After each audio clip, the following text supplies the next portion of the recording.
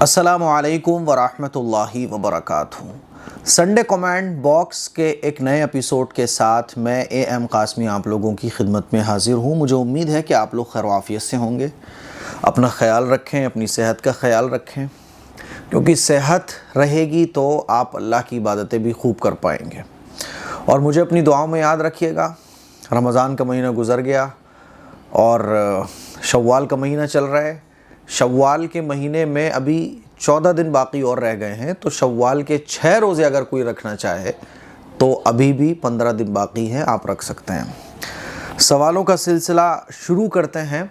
मैं आप लोगों से एक अपील भी करना चाहूँगा, और वो अपील ये है कि अगर आप मुझे फ़िरोज़ाबाद से देख रहे हैं और आप फ़िरोज़ाबाद से मुझे सुन रही हैं, हमारी बहनें, बेटियाँ, बच्चियाँ, तो मैं आप लोगों से ये कहना चाहूँगा कि कुरान मजीद को सिखाने का ऑफ़लाइन सिलसिला जो अल्हम्दुलिल्लाह नूर हिदायत इस्लामिक एकेडमी के ज़रिए चल रहा है, इस साल से शुरू हुआ है। क्योंकि बच्चों के लिए कुरान सिखाने के लिए मकतब होते हैं, मदरसे होते हैं, और बड़े लोग जो होते हैं, मर्द हज़रात, वो मस्जिद में जाके मौलाना साहब से कुरान सीख सकते हैं। ख़वातीन के कुरान मजीद सिखाने का सिलसिला कोई नहीं था हमारे फ़िरोज़ाबाद में। तो अल्हम्दुलिल्लाह बालिग़ बच्चियों के लिए मुअल्लिमा के ज़रिए कुरान मजीद सिखाने का सिलसिला शुरू किया गया है। वीकली 5 क्लासेस हैं, जिसमें 4 बजे से लेके 5 बजे तक का टाइम है। अगर आप बहुत ज़्यादा मशगूल हैं तब भी आप 5-10 मिनट सबक लेकर जा सकती हैं। क्योंकि देखिए, कुरान मजीद से ताल्लुक़ जितना मज़बूत होगा, दुनिया के मसले हमारे उतने आसान हो जाएंगे।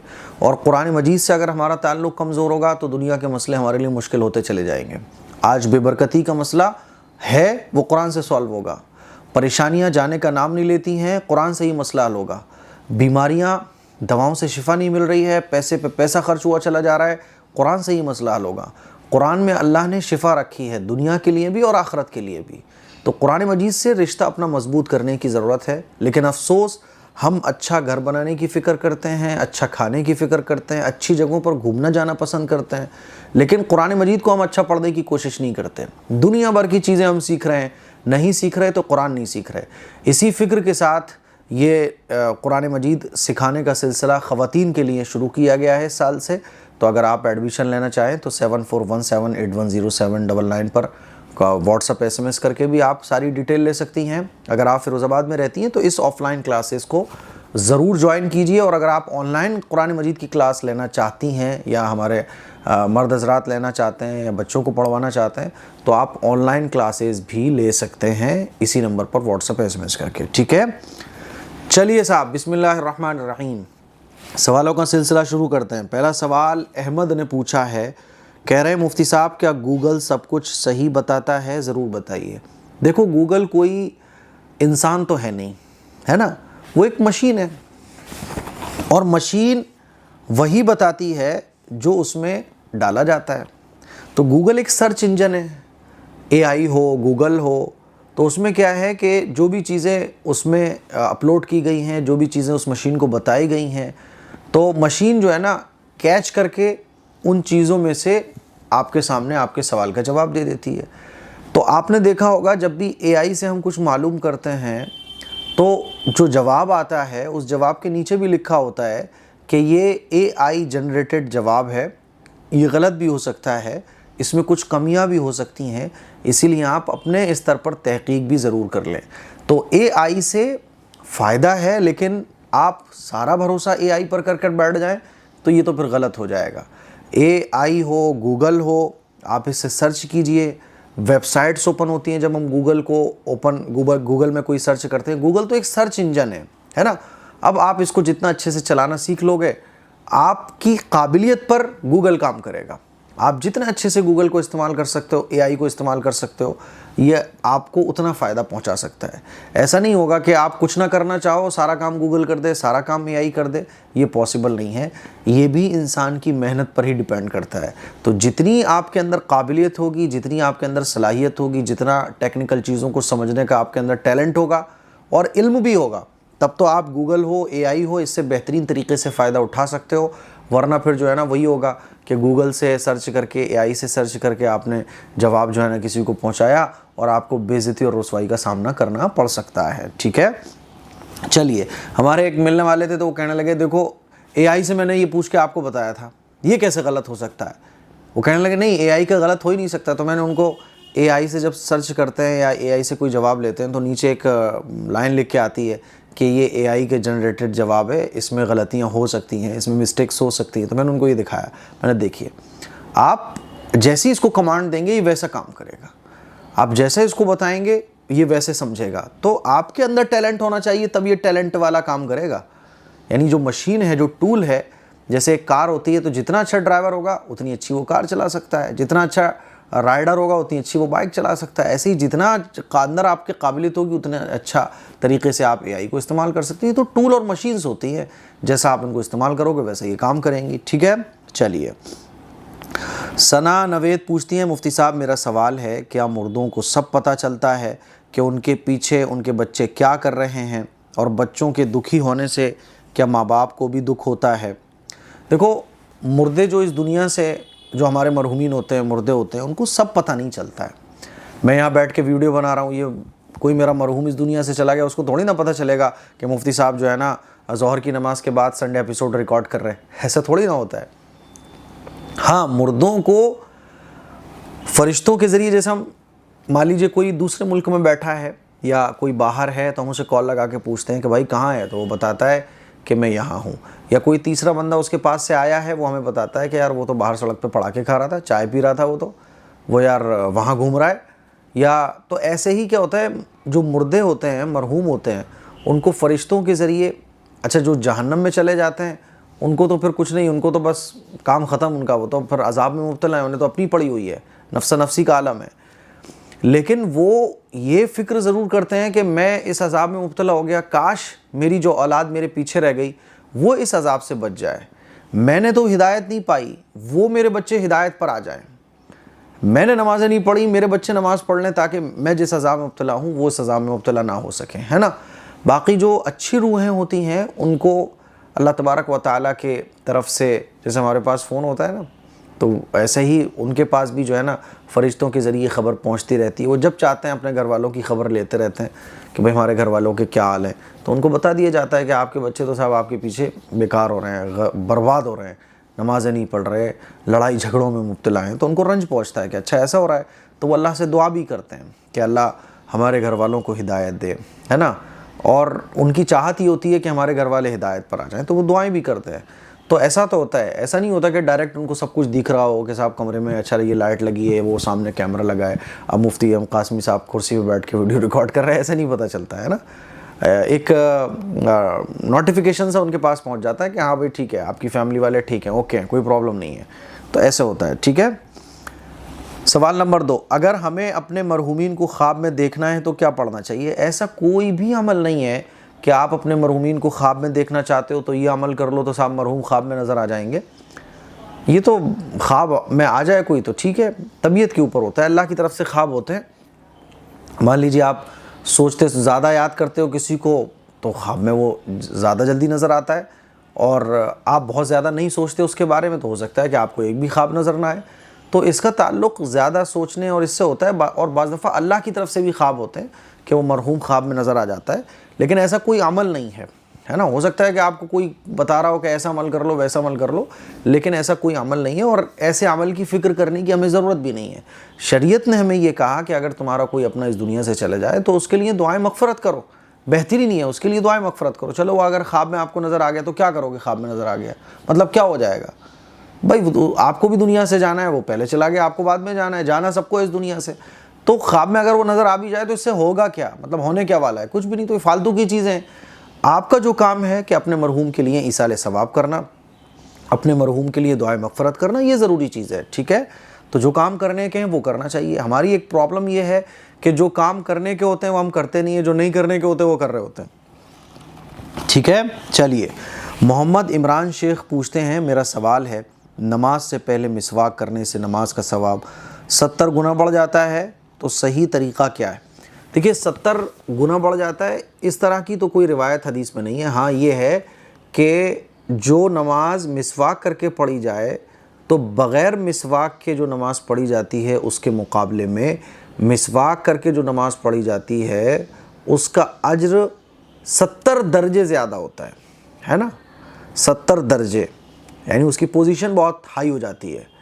बिल्कुल ऐसे समझ लो जैसे आप किसी फंक्शन में जा रहे हो, तो एक तो हुआ कि आपने मैले कुचैले कपड़े पहन लिए, या आपने कपड़े तो साफ़ सुथरे पहने लेकिन प्रेस नहीं की, या चलो प्रेस भी कर ली लेकिन आपने मैचिंग से सारी चीज़ें नहीं की, परफ्यूम नहीं लगाया, आपने चेहरा नहीं धोया, तो ठीक है, आप सही हो, आप साफ़ सुथरे नज़र आ रहे हो। लेकिन अगर आप प्रेस भी कर लो, कलफ भी आपके कपड़ों पे लगा हुआ हो, जूते भी आपके शाइन मार रहे हों, आप बेहतरीन तरीके से सारी चीज़ें मैच करके पहन रहे हो, क्रीम भी आपने लगा ली, परफ्यूम भी लगा लिया, है ना, तो ये फिर जाहिर सी बात है पिछले आपके गेटअप के मुकाबले ये गेटअप बहुत अहम हो गया। तो ऐसे ही वो नमाज जो मिसवाक करके पढ़ी जाती है तो वो 70 लेवल अप चली जाती है ना, और जो मिसवाक के बगैर नमाज पढ़ी जाती है वो 70 लेवल नीचे होती है। तो नमाज की खूबसूरती, नमाज का अजर सवाब, नमाज का हुस्न, नमाज के अंदर खुशू और खुजू वाली कैफियत को बढ़ाने वाली जो चीज़ है वो मिसवाक है। तो मिसवाक करने का तरीका यही है, मैं कैसे बताऊं? हाँ देखो, जैसे एक तो मिसवाक जो होना चाहिए वो तकरीबन एक बालिश्त के बराबर होना चाहिए और छोटी उंगली के बराबर मोटी होना चाहिए। और मिसवाक आपकी जब इतनी छोटी रह जाए कि मतलब आप इसको पकड़ रहे हैं तो वो आपके हाथ से बाहर नहीं आ रही है, तो फिर उसको चेंज कर लो आप। मिसवाक पकड़ने का तरीका यही है कि 3 उंगलियां आपके ऊपर होना चाहिए और अंगूठा नीचे। मुस्तहब तरीका है, बाकी तो आप देखो ऐसे पकड़ के ऐसे भी मिसवाक कर लो तो मिसवाक हो जाएगी, लेकिन मुस्तहब तरीका यही है कि 3 उंगलियां आपके ऊपर होना चाहिए और छोटी उंगली और अंगूठा नीचे होना चाहिए। और मिसवाक आप पहले सीधे दांतों की तरफ करें, फिर लेफ़्ट में करें, फिर सामने वाले दांतों पे करें, खूब करें, लेकिन ऐसे मिसवाक ना करें, इससे मसूड़े छिलने का डर होता है। तो ये मिसवाक करने का नॉर्मल सा तरीका है। मिसवाक को आप साफ़ करके रखिए। और भी बहुत सारे, जैसे जैसे आप धीरे धीरे सीखोगे तो आदत बनती चली जाएगी और अच्छे तरीके से आप मिसवाक को रखने का तरीका सीख लीजिए, है ना। मिसवाक करने के बाद आप उसके ऊपर की 1-2 दिन के बाद ऊपर के रेशे को कट कर दीजिए। तो मिसवाक के बहुत सारे फ़ायदे हैं। तो ये मिसवाक करने का एक मोटा मोटा तरीका था जो मैंने आपको बताया। तो मिसवाक करके नमाज़ पढ़ना चाहिए मेरे भाई। जितना टूथपेस्ट और ब्रश में फ़ायदा नहीं है ना, उससे कहीं ज़्यादा नहीं बल्कि बहुत ज़्यादा फ़ायदे मिसवाक के अंदर हैं। लेकिन अफसोस कि जो चीज़ फ्री में मिल रही होती है, जो सस्ती होती है, जिसकी एडवर्टाइजिंग नहीं होती है, तो हम उस चीज़ को इतनी अहमियत नहीं देते। और जिन चीज़ों की एडवर्टाइजमेंट हो रही हो उन चीज़ों को हम बहुत अहमियत देते हैं। देखें आप, ब्रश कैसे हम लोग ख़रीदते हैं, कॉलगेट कितने ज़बरदस्त शानदार ख़रीदते हैं, चूँकि इसका एडवर्टाइज़ चल रहा है। कंपनीज लाखों करोड़ों रुपए एडवर्टाइजमेंट पे खर्च कर रही है, कस्टमर बनाने पे खर्च किए जा रहे हैं, डॉक्टरों के ज़रिए उस टूथपेस्ट की एडवाइस दी जा रही है, तो हम उससे अट्रैक्ट हो जाते हैं। मिसवाक चूँकि उसका कोई ऐड नहीं होता है, सस्ती मिल जाती है, नॉर्मल दुकानों पर रखी मिल जाएगी, तो हम कोई वैल्यू नहीं देते। हालांकि टूथपेस्ट के, ब्रश के तो कुछ नेगेटिव पॉइंट्स हैं भी जो डॉक्टर्स हजरात बताते हैं। मिसवाक का कोई नेगेटिव पॉइंट नहीं है। मिसवाक से दांत साफ़ होते हैं, ज़बान साफ़ होती है, बलगम कटता है, आपकी आवाज़ क्लियर होती है ना, आपका क्लियर क्रिस्टल आपकी आवाज़ हो जाती है। बहुत सारे फ़ायदे हैं। फिर नमाज का सवाब और बढ़ जाता है। और मिसवाक मर्दों को भी करना चाहिए, औरतों को भी करना चाहिए। ठीक है, चलो अच्छा जी। मून खान ने पूछा है, मैं आपकी बहुत साल से वीडियो, अरे गिर जाता फ़ोन अभी, मैं आपकी बहुत साल से वीडियो देखती हूँ और सिर्फ आपको ही फॉलो करते हैं। नंबर 1, आपने पुरानी वीडियो में बोला था दुआ कभी भी किसी भी टाइम मांग सकते हैं। हाँ, दुआ कभी भी किसी भी टाइम मांग सकते हैं। अल्लाह सुनने वाला है, देखने वाला है, जानने वाला है। नंबर 2, पुरानी वीडियो में बोला था अगर नापाक कपड़े सूख जाएं और हम उससे लग जाएं तो हम नापाक नहीं होंगे, और बाद की वीडियो में कहा कि नापाक हो जाएंगे। देखो बात को समझो आप, कोई नापाकी अगर सूखी है ना, जैसे कि मान लीजिए कोई टॉयलेट है, धूप में वो सूख गई, अगर वो आपके कपड़ों से टच हो जाए तो आपके कपड़ों पे लगेगी नहीं। तो नापाकी के टच हो जाने से कपड़ा नापाक तब होता है जब वो नापाकी कपड़े पे लग जाए। कोई भी नापाक चीज़ से आप अगर टच हो जाते हैं और वो आपके कपड़ों पे नहीं लगती है तो आपका कपड़ा नापाक नहीं होगा। तो सूखी हुई कोई भी नापाकी है वो आपके कपड़े से लग जाए, तो कपड़े पे जब लगा तो कपड़े पे उसका असर नहीं आया। कपड़ा हो, कोई भी चीज़ हो, वो नापाक तब होती है जब नापाकी का असर उस पर आ जाए। तो ये उन दोनों वीडियो का मतलब है। ठीक है, अच्छा जी। आई एम सॉरी, बुरा लगा हो तो मुझे क्यों बुरा लगेगा? मुझे बुरा नहीं लगेगा। मैं कोई आपको और लोगों की तरह छड़ी घुमा के अपना मुरीद थोड़ी ना बनाना चाहता हूँ जो मुझे बुरा लगेगा, है ना। कि आप मेरे से सवाल करोगे, काउंटर क्वेश्चन करोगे तो मुझे बुरा लगने लगे। मैं तो इल्म देना चाहता हूँ आपको। मैं तो ये चाहता हूँ कि आपको इल्म हासिल मिले और इतना इल्म मिले कि आप सोचने समझने के मालिक बन जाओ। मेरी तो ये कोशिश है सोशल मीडिया पर। मैं तो यही चाहता हूँ कि हर मुसलमान इस काबिल बने कि वो सोचने समझने का मालिक बने, दलील की बुनियाद पर वो इख्तिलाफ़ करना सीखे, अदब के साथ वो काउंटर क्वेश्चन करना सीखे। मुझे तो खुशी होती है, मैं कोई मुरीद थोड़ी बनाने बैठा हुआ हूँ, या मैं कोई छड़ी आपके घुमाने बैठा हूँ, या मैं हज़रत बनना चाह रहा हूँ कि साहब मुझे हज़रत बना लो, और मुझे हज़रत बनाने के बाद बस जैसा मैं कहूँ सुम्मुम बुकमुन उम्युन, है ना, बस हज़रत ने जो कह दिया वही मानना है। नहीं भाई, नहीं, ऐसा नहीं है। आप मेरे से इल्म हासिल करो और इल्म की रोशनी में अदब, तमीज़, सलीक़े के साथ मेरे से इख्तिलाफ़ करो, मेरे से काउंटर क्वेश्चन करो। मुझे क्या प्रॉब्लम है? मुझे तो खुशी होगी माशाल्लाह। समझ रहे हो? चलो, जिन लोगों का काम मुरीद बनाना होता है वो नाराज़ होते हैं कि अरे सवाल कर रहा है हज़रत के सामने। समझ रहे हो? चलिए, जैसे हमारे इलाके में एक बहुत बड़े हज़रत माने जाते हैं, वो कहते हैं साहब हम हज़रत हैं, और अगर उनकी पॉलिसीज़, उनके कामों पर कोई नुक्ताचीनी कर दे तो फ़ौरन जो है ना अगले दिन उनको ख्वाब में हुजूर नज़र आ जाएंगे और हुजूर बता रहे होंगे तुम्हारा मुरीद जो है ना वो तुमसे काउंटर क्वेश्चन करता है, अब उसकी दुनिया और आखिरत बर्बाद होने वाली है। फिर अगले दिन वो हज़रत जो है ना ख्वाब बता रहे होते हैं अपने स्टूडेंट्स के सामने बैठ के कि ख्वाब में हुजूर आए थे, बता रहे थे कि तुम्हारे कुछ स्टूडेंट्स जो है ना वो बहुत नालायक हो रहे हैं। तो अब स्टूडेंट डर जाते हैं, आइंदा वो काउंटर क्वेश्चन ही नहीं करते अपने टीचर से। इस तरह से डंडियाँ घुमाई जाती हैं, इस तरह से मुरीद बनाया जाता है। तो भाई एक धंधा बहुत ज़बरदस्त तरीके से चल रहा है, इससे बचने की बड़ी ज़रूरत है। ठीक है, चलिए। अच्छा, शिजा क्वीन पूछती हैं, क्या पूछती हैं ये? मुफ्ती साहब मैं स्केच करती हूँ तो स्केचिंग वगैरह मुनासिब है, प्लीज़ बताइए। देखो, अगर आप स्केच करती हैं तो इस सिलसिले में ये बात याद रख लें, आप स्केचिंग कीजिए, नो प्रॉब्लम। आप दरख्त के ट्रीज़ बनाइए, है ना, आप हिल्स बनाइए, आप जो नेचुरल चीज़ें हैं कुदरत की उनकी स्केचिंग कीजिए। जानदार की स्केचिंग करने से बचिए, ये मुनासिब नहीं है, अच्छी चीज़ नहीं है। तो जानदारों की स्केचिंग बनाने से बचिए, बाकी आप नॉर्मल खूब स्केचिंग बनाइए, नो प्रॉब्लम। ठीक है, चलिए, बेहतर यही है।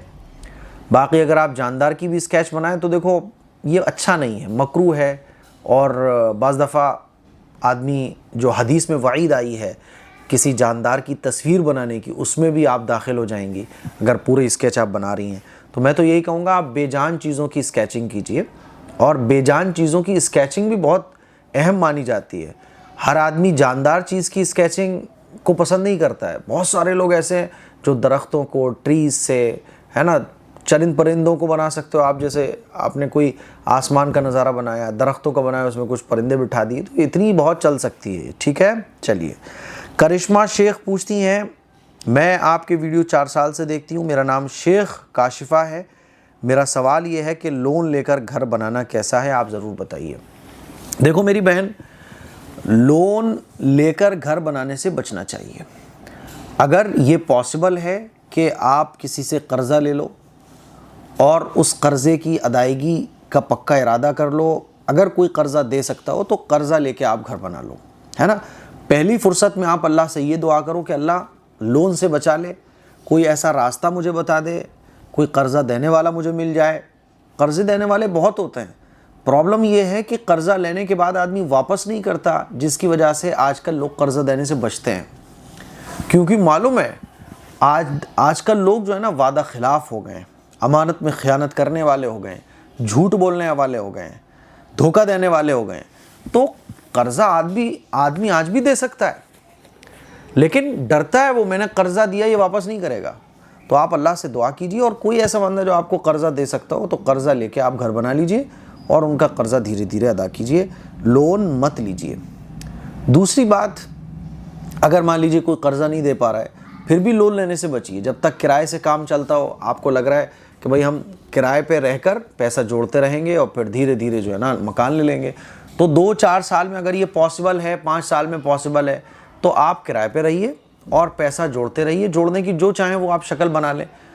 तो 4-5 साल, 6 साल, 8-10 साल में भी अगर ऐसा पॉसिबल है कि लोन लिए बग़ैर आप पैसा जोड़कर अपना मकान ले सकते हो किराए पर रहने के साथ साथ, तो आप इस वाले शक्ल को इख्तियार कीजिए। और आपको लग रहा है ये भी पॉसिबल नहीं है ना, तो फिर देखिए, अगर आप लोन ले भी लोगे, जब ये भी पॉसिबल नहीं है, किसी से उधार लेना भी पॉसिबल नहीं है, तो लोन एक ऐसा जाल है जिसमें फंसने के बाद आदमी फिर निकल नहीं पाता है, नहीं निकल पाता है। एक जहनी टेंशन हो जाती है। सुकून वाली ज़िंदगी अभी तो सिर्फ किराए की टेंशन है, फिर उस लोन को अदा करने की टेंशन होगी सूद के साथ। इसीलिए मैं आप लोगों से आपसे यही गुजारिश करना चाहूँगा कि 99% ये कोशिश कीजिए लोन नहीं लेना। जैसे ज़िंदगी गुजर सकती हो गुजारनी, अल्लाह देगा तो बना लेंगे, नहीं कोई बात नहीं, लोन नहीं लेना। क्योंकि सुकून बड़ी चीज़ है। किराए के मकान में आप रह रहे हो, सुकून अगर है तो किराए का मकान भी अच्छा है। लोन लेने के बाद आप अपने फ्लैट में रह रहे होगे, लेकिन लोन अदा करने के अगर पैसे नहीं है तो बेसुकूनी होगी, आपको टेंशन रहेगी। मैंने लोन लेकर फंसने वालों को जो है ना रोते हुए देखा है। इसीलिए लोन 99% बचने की कोशिश करो, फिर भी आपको लग रहा है कि पॉसिबल नहीं हो रहा है और बहुत अशद ज़रूरत है, तो फिर 1%, अगर आपको 99% आपके सामने प्रॉब्लम्स हैं तो फिर आप 1% गुंजाइश पर अमल करते हुए लोन लेकर मकान बना सकते हैं। लेकिन मैं फिर यही कहूँगा कि 99% के बाद, जब 99% आप ये तमाम चीज़ों को देखने के बाद आपको लगा कि नहीं साहब लोन मेरी एक बहुत बड़ी ज़रूरत बन चुकी है, मसला नहीं हल होगा अगर घर नहीं होगा, है ना, ऐसा होता है, तो फिर आप जा सकते हैं, वरना ना जाइए। मैं यही कहूँगा कि क्योंकि लोन का मतलब पता है क्या होता है, लो ना कभी मत लो। लोन अगर ले लिया तो आदमी फिर फंस जाता है। ये वो दलदल है जिससे निकलना फिर बहुत मुश्किल हो जाता है। बाकी रोज़ाना अगर आप 2 रकात नमाज सलातुल हाजत पढ़कर अल्लाह से दुआ मांगें कि अल्लाह घर का मसला हल हो जाए, तो मैं ये समझता हूँ कि इंशाल्लाह लोन लिए बगैर भी अल्लाह ताला कोई ना कोई रास्ता ज़रूर निकाल देगा। ठीक है, चलिए अब क्या करें, लोग कर्ज़ा लेने के बाद वापस ही नहीं करते। मैं खुद बता सकता हूँ ऐसे लोगों को जिन्होंने मेरे से लिया बहुत छोटी छोटी रकम, और बहुत पैसे वाले हैं वो, उनके पास बाइक भी है, कार भी है, लेकिन छोटी छोटी रकम भी वापस करने की नीयत ही नहीं है। चलो जी आगे चलते हैं। अच्छा जी, नबीहा समारा ये पूछती, मुफ्ती साहब आपने जो बताया कि सुकन्या समृद्धि योजना के बारे में, इसके बारे में ये भी देखना पड़ेगा कि गवर्नमेंट कहाँ पर इन्वेस्ट करके हमें बढ़ा कर दे रही है। हो सकता है गवर्नमेंट LIC या कहीं और इंटरेस्ट वाली जगह पर इन्वेस्ट करके हमें दे रही हो। देखो, गवर्नमेंट अगर आपका पैसा ले रही है और गवर्नमेंट ही बढ़ा कर दे रही है इंटरेस्ट के बगैर, यानी बैंक से उस पर इंटरेस्ट का कोई लेना देना नहीं है, गवर्नमेंट ही अपने पास से बढ़ा कर देगी, तो कोई हर्ज की बात नहीं है। इस पर मैं ऑलरेडी बता चुका हूँ। और अगर बैंक से इंटरेस्ट भी इसमें शामिल हो रहा है तो इंटरेस्ट आप अलग कर दीजिए, और गवर्नमेंट की तरफ से जो बढ़ावा आपको मिल रहा है उसको आप उससे फ़ायदा उठाइए। तो ये भी मैंने बताया था उन लोगों के लिए जो वाकई इसके मुस्तहिक हैं। ठीक है, आज अच्छा जी आगे देखें। आगे दूसरा सवाल क्या है, लिटिल स्टार, हज़रत आप सुकन्या योजना के बारे में थोड़ा सही से समझ कर बताएं, क्योंकि उसमें जो बच्ची के नाम जो आप पोस्ट ऑफिस में रकम जमा करते हैं उसका सालाना तकरीबन 7% इंटरेस्ट जॉब के जोड़ के हमें फ़ायदे के रूप में मिलता है, तो क्या वो जायज़ है? देखो, पहली बात तो ये आप समझ लो कि ये सुकन्या जो योजना है गरीबों के लिए है ना, तो गरीब आदमी इससे फ़ायदा उठा सकता है। और मैंने ये भी बताया था हर आदमी नहीं, जो वाकई इसका मुस्तहिक है, कि गवर्नमेंट इस पर जो बढ़ा कर दे रही है वो आप लीजिए, लेकिन जो इंटरेस्ट की शक्ल में आपको मिल रहा है उसको आप अलग कर दीजिए। ये मैंने बिल्कुल क्लियर किया है। तो गवर्नमेंट की तरफ से जो कुछ आपको बढ़ा के मिल रहा है उसको आप ले सकते हैं, इंटरेस्ट पे जो मिलेगा आप उसको अलग कर दीजिए और वो सदका और खैरात कर दीजिए। सिंपल है बिल्कुल। साइमा मलिक पूछती हैं सवाल नंबर 1, मेरे 3 महीने का बेबी है और वो डब्बे का दूध पीता है, जिस वजह से वो पेशाब भी बहुत करता है, तो ऐसे में कपड़े नापाक हो जाते हैं, तो नमाज कैसे पढ़ें? क्या हर बार कपड़े धोना ज़रूरी हैं या ऐसे भी पढ़ सकते हैं? देखो, बच्चों का पेशाब, चाहे छोटा बच्चा हो चाहे बड़ा, पेशाब नापाक होता है। कपड़ों पर जब पेशाब लग जाएगा तो कपड़े आपको धोना पड़ेंगे। अब बच्चा आपका बार बार पेशाब कर देता है तो आप उसको डायपर पहनाइए, लेकिन डायपर बाज़ लोग नहीं पहनाते क्योंकि डायपर के नुकसान भी बहुत हैं, और बच्चा बहुत पेशाब करता है, कितने डायपर कोई चेंज करेगा, और फिर इससे इन्फेक्शन बच्चों के होने के चांसेस होते हैं। तो आप क्या करें, नमाज़ पढ़ने की ड्रेस अलग बना लें। कपड़ों पर पेशाब लग गया, उसका नमाज का टाइम हुआ तो उन कपड़ों को आप चेंज कर दीजिए, और जो नमाज के लिए आपने कपड़े बना के रखे हुए हैं वो पहनिए और नमाज़ पढ़ लीजिए।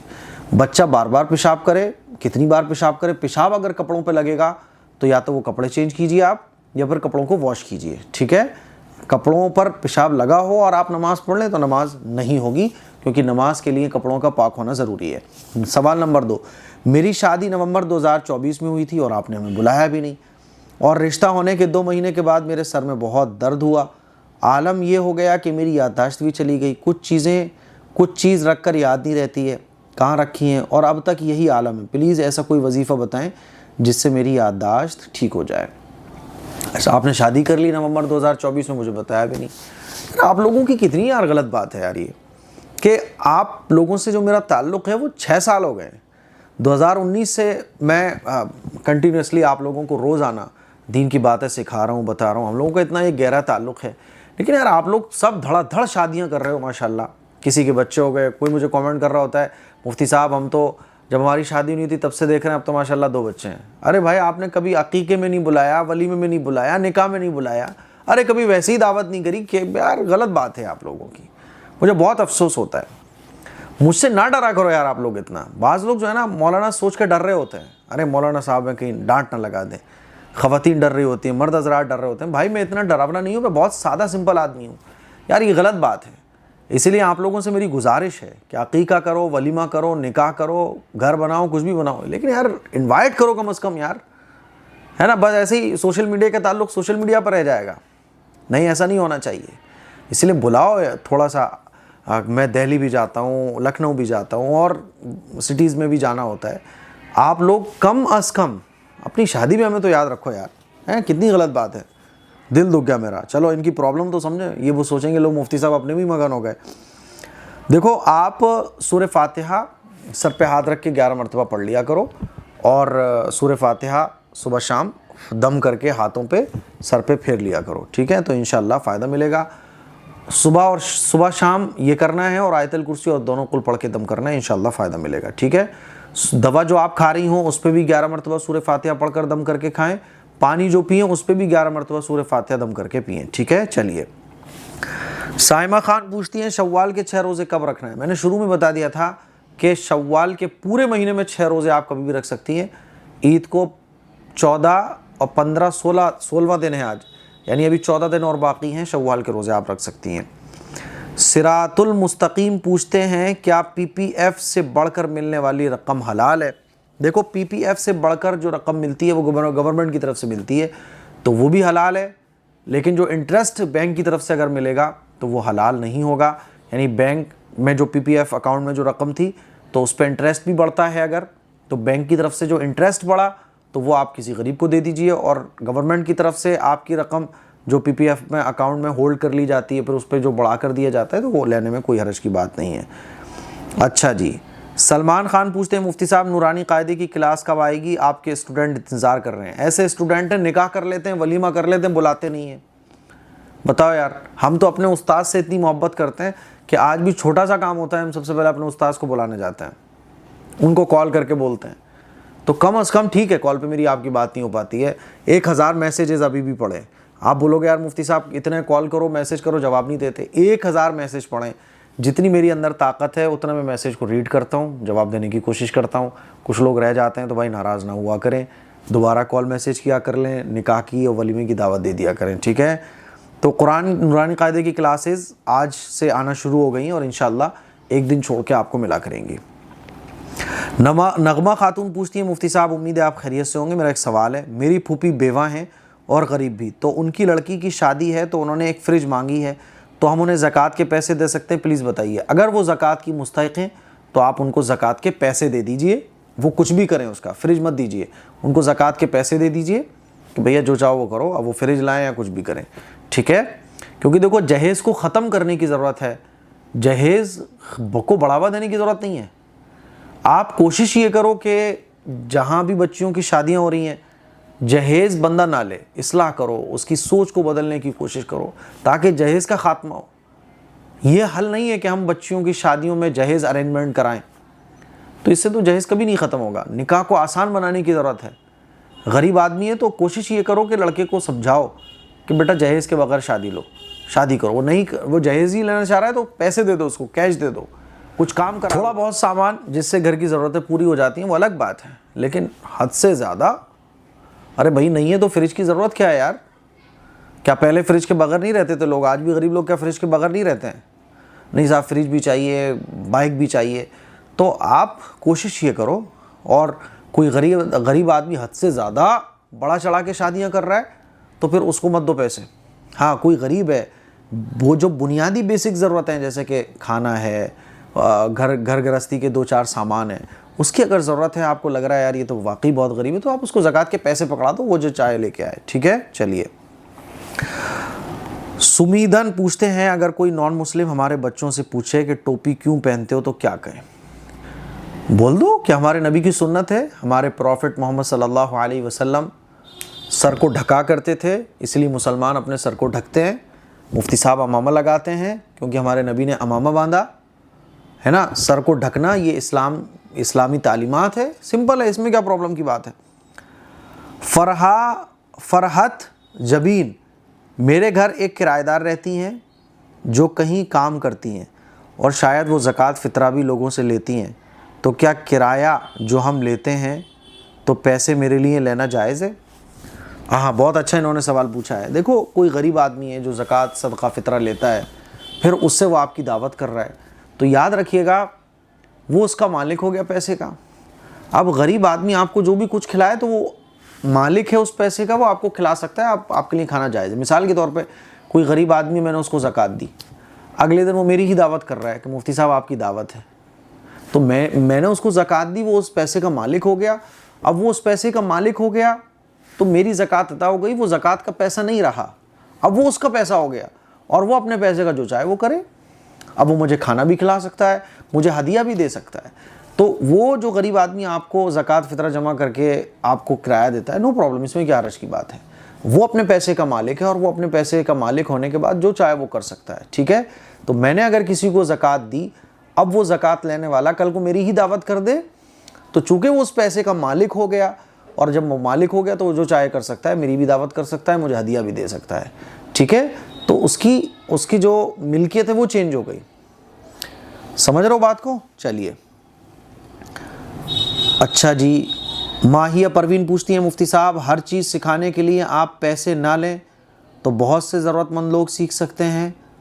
आप ऐसा किया कीजिए कि जो पैसे दे सके वो दे, जो ना दे सके वो फ्री में एडमिशन करवा ले। ये माहिया परवीन ने सवाल किया है, बहुत अच्छा सवाल माहिया परवीन ने किया है। देखो मेरी बहन, अल्लाह तबारक व तआला ने इस दुनिया के अंदर तरह तरह के लोग बनाए, मिडिल क्लास भी बनाए हैं, पैसे वाले भी बनाए हैं, है ना, और गरीब लोग भी बनाए हैं। तो अल्लाह ने फ़र्क रखा है।